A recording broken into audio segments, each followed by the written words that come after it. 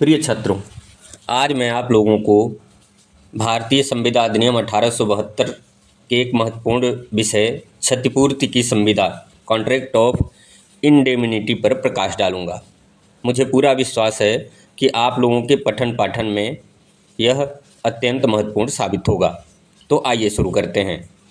क्षतिपूर्ति की संविदा एक ऐसी संविदा होती है जिसमें कि एक पक्षकार द्वारा दूसरे पक्षकार को वचन दिया जाता है कि अगर तुम्हें किसी प्रकार की क्षति होती है तो उसकी भरपाई वचन देने वाले पक्षकार द्वारा किया जाएगा। क्षतिपूर्ति की संविदा की परिभाषा की बात करें तो भारतीय संविदा अधिनियम 1872 की धारा 124 में इसे परिभाषित किया गया है। वह संविदा जिसके द्वारा एक पक्षकार दूसरे पक्षकार को स्वयं वचनदाता के आचरण से या किसी अन्य व्यक्ति के आचरण से उसे दूसरे पक्षकार को हुई हानि से बचाने का वचन देता है तो उसे क्षतिपूर्ति की संविदा कहते हैं। अब एक पक्षकार ने दूसरे पक्षकार से कहा कि अगर तुम्हें हमारे आचरण से या किसी अन्य व्यक्ति के आचरण से अगर तुम्हें किसी प्रकार की क्षति होती है तो उसकी क्षतिपूर्ति करने का वह वचन देता है, इसे ही क्षतिपूर्ति की संविदा कहा जाता है। उदाहरण हम लोग देख सकते हैं कि क ऐसी कार्यवाही के परिणाम के लिए जो ग द्वारा 200 रुपये के लिए ख के विरुद्ध चलाई जाए। क ख को वचन देता है कि अगर ग तुम्हारे पर 200 रुपये के लिए वाद लाएगा तो अगर तुम्हें 200 रुपये देने पड़ेंगे तो उसकी क्षतिपूर्ति क द्वारा ख को की जाएगी। ख अगर 200 रुपये ग को दे देता है वाद के द्वारा तो क ख को 200 रुपये देगा। तो ऐसी संविदा को क्षतिपूर्ति की संविदा कहते हैं। अब आवश्यक तत्व क्षतिपूर्ति की संविदा के आवश्यक तत्व कौन कौन से होते हैं? तो पहला पक्षकार, दूसरी क्षति, तीसरा हानि से बचाने का वचन दिया जाता है। एक एक कर हम लोग इस पर चर्चा करेंगे। पक्षकार, तो क्षतिपूर्ति की संविदा में दो पक्षकार होते हैं।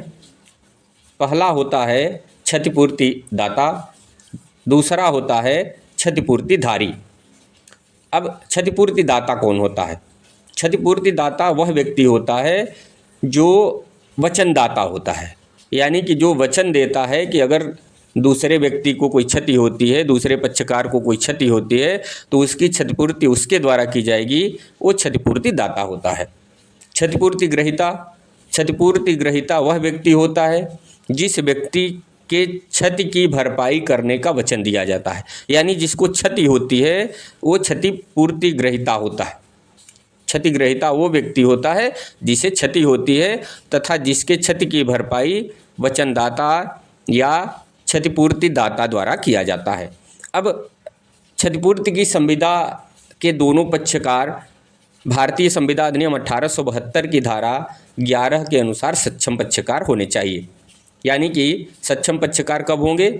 जब वो वयस्क हों, स्वस्थचित्त हों तथा संविदा करने के लिए अयोग्य घोषित न हों। तो ऐसी परिस्थिति में पक्षकार ऐसी संविदा करने में सक्षम होंगे। अब क्षति, दूसरे पक्षकार को यानी क्षतिपूर्तिधारी को, यानी कि जिसे क्षति देने का वचन दिया गया है उस व्यक्ति को क्षति होना जरूरी है। अब उसे क्षति दो प्रकार से हो सकती है। पहला वचनदाता के आचरण से, यानी कि खुद वचनदाता के आचरण से कोई गलती होती है जिसके कारण कि उसे क्षति होती है तो उसकी क्षतिपूर्ति करने के लिए वचनदाता या क्षतिपूर्तिदाता बाध्य होगा। दूसरा है अन्य व्यक्ति के आचरण से। अगर अन्य व्यक्ति के आचरण से भी उसे क्षति होती है तो उसकी क्षतिपूर्ति करने के लिए वचनदाता या क्षतिपूर्तिदाता बाध्य होगा। तीसरा है हानि से बचाने का वचन देना। अब जो वचनदाता या क्षतिपूर्तिदाता है वह दूसरे पक्षकार को, क्षतिपूर्तिधारी को हानि होने वाली क्षति से जो हानि होती है उससे बचाने का वचन देता है। उसे क्षति होता है और क्षति से उसे हानि होती है तो जो हानि होगी उसकी भरपाई करने का वचन वचनदाता या क्षतिपूर्ति दाता देता है। तो क्षतिपूर्ति की संविदा में वचनदाता द्वारा होने वाली हानि की भरपाई की जाती है। अब केस है एडम्स बनाम जार्विस। इसमें हुआ क्या था कि एक नीलाम करने वाला व्यक्ति था, उसने दूसरे व्यक्ति के गायों को नीलाम किया।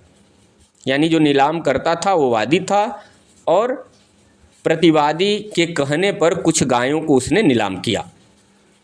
बाद में जब उसने नीलाम कर दिया, गायें बिक गईं, तो पता चला कि गाय तो प्रतिवादी की थी ही नहीं। उसने झूठ बोल के वादी यानी नीलामकर्ता से गाय बिकवा दिया था। तो जिनकी गायें थीं उसने नीलामकर्ता से यानी वादी से गायों का मूल्य वसूल लिया। तो यहाँ न्यायालय द्वारा निर्णय दिया गया कि नीलामकर्ता वादी को, यानी वादी ही नीलाम करता था, तो वादी को प्रतिवादी द्वारा गायों का मूल्य दिया जाएगा, यानी उसके हानि की भरपाई की जाएगी। अब धारा 125 की हम लोग चर्चा करेंगे। धारा 125 में दायित्व की सीमा बताई गई है। दायित्व की सीमा से तात्पर्य है कि क्षतिपूर्ति दाता क्षतिपूर्ति ग्रहीता को किस स्तर तक क्षतिपूर्ति करेगा, किस सीमा तक क्षतिपूर्ति करेगा। तो ये धारा 125 में बताया गया है।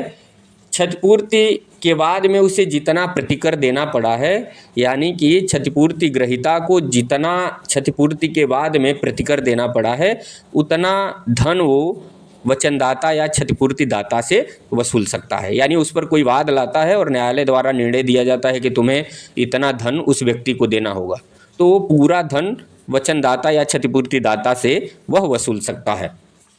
दूसरा है वाद लाने या उसके बचाव में हुए सभी खर्चे। अब जो क्षतिपूर्तिधारी है वो वाद लाने में जितना पैसा उसका खर्च हुआ तथा उसके बचाव में जितना पैसा खर्च हुआ, वो सब पैसा जोड़कर वचनदाता या क्षतिपूर्ति दाता से क्षतिपूर्ति ग्रहीता वसूल सकता है। तीसरा है यदि उसने वाद के दूसरे पक्षकार से समझौता कर लिया है, तो समझौते के अंतर्गत जो धनराशि वो देता है उसे भी वो वचनदाता या क्षतिपूर्ति दाता से वसूल सकता है। यानी वाद नहीं होता है, बाद में समझौता होता है और समझौते के तौर पर क्षतिपूर्तिधारी है वो अन्य व्यक्ति को कुछ पैसे देता है, तो वो जितना पैसा देता है उतना पैसा वो वचनदाता या क्षतिपूर्ति दाता से वसूल सकता है। अब दायित्व का प्रारंभ। दायित्व के प्रारंभ से तात्पर्य है कि कब क्षतिपूर्तिदाता या वचनदाता द्वारा क्षतिपूर्तिधारी को हानि या क्षति की भरपाई की जाएगी।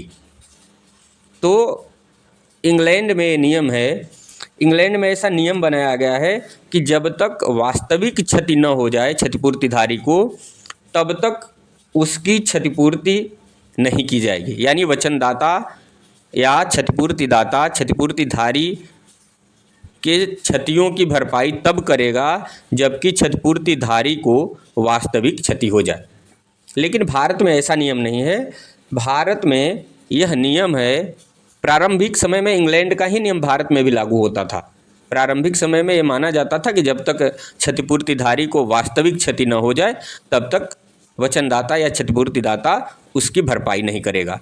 लेकिन एक केस आया, केस का नाम है गजानन मोरेश्वर बनाम मोरेश्वर मदान। इसमें विद्वान न्यायाधीश न्यायमूर्ति छागला ने निर्णय देते हुए कहा कि यदि क्षतिपूर्तिधारी को क्षति होने से पूर्व अगर उसकी क्षतिपूर्ति नहीं की जाती है या क्षतिपूर्ति करने का अधिकार, पाने का अधिकार उससे नहीं होता है, तो एक समय ऐसा हो सकता है कि उसके पास उसकी भरपाई करने के लिए पैसे न हो और उसे अपना घर ज़मीन बेचना पड़े, क्योंकि जब उसे वास्तविक क्षति होगी तब वचनदाता द्वारा या क्षतिपूर्तिदाता द्वारा उसकी भरपाई की जाएगी। लेकिन उसे जो अन्य व्यक्ति को पैसे चुकाने होंगे तो उसे चुकाने में उसका घर बिक सकता है। तो ऐसी संविदा करने से फ़ायदा क्या होगा उससे?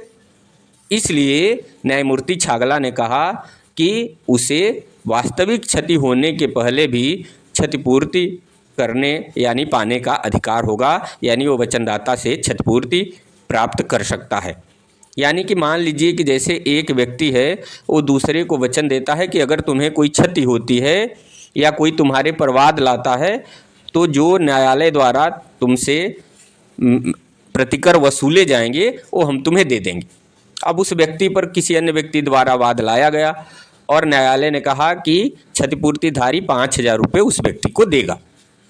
अब क्षतिपूर्तिधारी के पास 5,000 रुपये नहीं है, तो वो उसको देने के लिए हो सकता है कि 5,000 के बदले उसका घर बिक जाए, और जब वो 5,000 दे देगा तब वचनदाता या क्षतिपूर्तिदाता द्वारा उसे 5,000 दिया जाएगा। तो ऐसा नियम नहीं होना चाहिए। न्यायमूर्ति छागले ने कहा कि वास्तविक क्षतिपूर्तिधारी को होने के पहले ही अगर क्षतिपूर्तिदाता द्वारा 5,000 रुपये दे दिए जाएं तो उसका घर नहीं बिकेगा और क्षतिपूर्ति की संविदा का उद्देश्य भी सफल हो जाएगा।